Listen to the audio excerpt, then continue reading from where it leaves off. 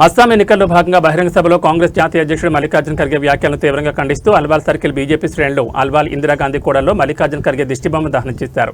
ఈ సందర్భంగా వారు మాట్లాడుతూ గత 3 రోజుల క్రితం అస్సాం ఎన్నికల్లో భాగంగా జరిగిన బహిరంగ సభలో మల్లికార్జున ఖర్గే తన ప్రసంగంలో బీజేపీ మరియు ఆర్ఎస్ఎస్ సిద్ధాంతాలను విషపూరిత పాముతో పోల్చిన వ్యాఖ్యలను తీవ్రంగా ఖండిస్తూ దిష్టిబొమ్మను దహనం చేయడం జరిగిందని తెలిపారు. ఈ కార్యక్రమంలో అల్వాల్ సర్కిల్ బీజేపీ నాయకులు కార్యకర్తలు పెద్ద సంఖ్యలో పాల్గొన్నారు.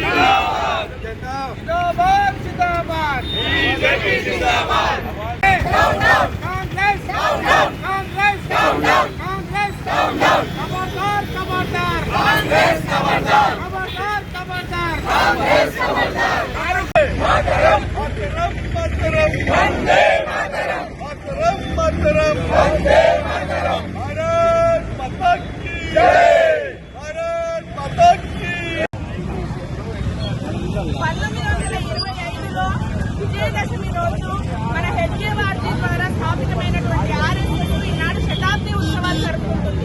దేశ విదేశాల్లో లక్షలాది మంది స్వయం సేవకులు ఉన్నటువంటి సందర్భంలో ఈనాడు ప్రకృతి విపత్తులు దేశంలో కానీ ప్రపంచ దేశాలలో ఎక్కడున్నా కూడా మేము సేవ చేస్తామని చెప్పి ముందుకు వస్తున్నటువంటి స్వయం సేవకులు ఉన్నటువంటి ఒక ప్రైవేట్ ఆర్గనైజేషన్ ఏదైనా ఉంది అంటే అది కేవలం ఆర్ఎస్ఎస్ మాత్రమే.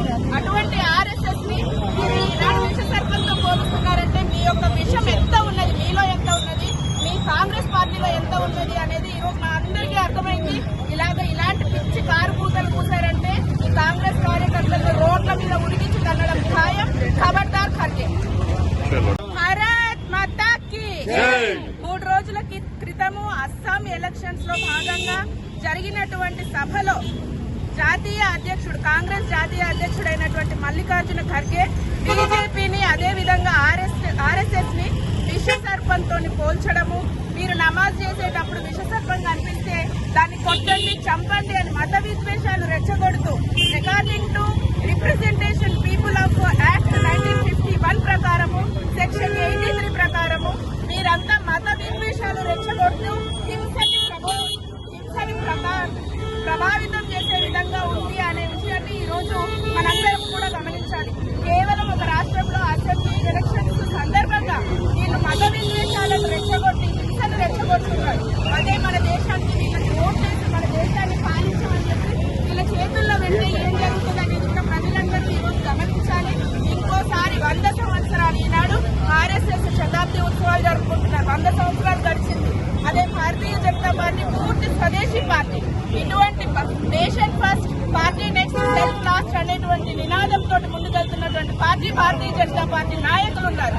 ఈ కార్యకర్తలందరూ కూడా మీ కాంగ్రెస్ కార్యకర్తల్ని రోడ్ల మీద ఉరికించి అందరూ బయటికి రాకుండా చూస్తారు. భారతీయ జనతా పార్టీ జిందాబాద్.